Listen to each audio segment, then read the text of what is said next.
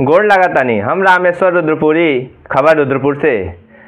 रउआ लोगन के टटका राजनीतिक, सामाजिक, सरोकार से भरपूर देश प्रदेश का हर छोटी बड़न खबर खातिर करम आपके आमने सामने, आपके वही भोजपुरी अंदाज में। तो चलिए देखिए आज का ताजा अपडेट।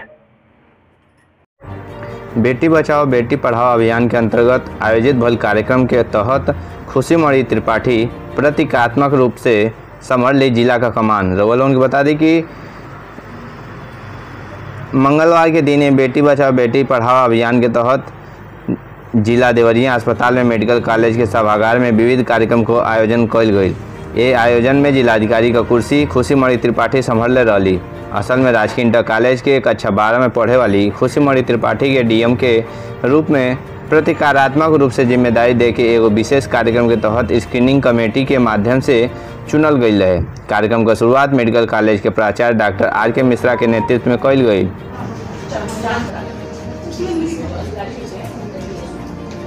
24 अगस्त को हम लोग उधर में जांच कराई तहसील में मृत्यु घोषित हुई।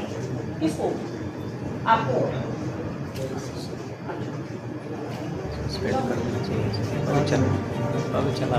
ये आपको किसने बताया मृत्यु घोषित है? टीम बनाया गया। आपको कैसा महसूस कर रही हैं? कितनी समस्याएं आपके सामने है? कितनी समस्याओं का समाधान किया गया? आज देवरिया जिले का एक दिन का जिलाधिकारी बन के मुझे बहुत ही सम्मानित और उल्लास महसूस हो रहा है। और जहाँ तक समस्याओं की बात है तो हमने लोगों की समस्याएं सुनी और उनसे जुड़े हुए जो उनके विभाग थे उनको निर्देशित कर दिया गया है कि वो आगे अपने कदम उठाएं और उनकी जो भी लोगों की समस्याएं हैं उनको ज़्यादा से ज़्यादा सुलझाएं।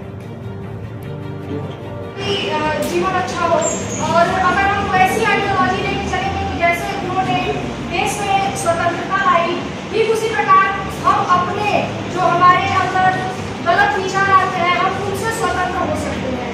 साथ ही साथ जो हमारी आने वाली पीढ़ी है, जो हमारे बच्चे हैं, हम उनको ये भी बताएं कि बेटा जो असभ्यता का मार्ग होता है, मिथ्या का मार्ग होता है, वो कुछ समय तक तो सही होता है परंतु उसके बाद फिर वो हमें गलत दिशा में ले जाने लगता है।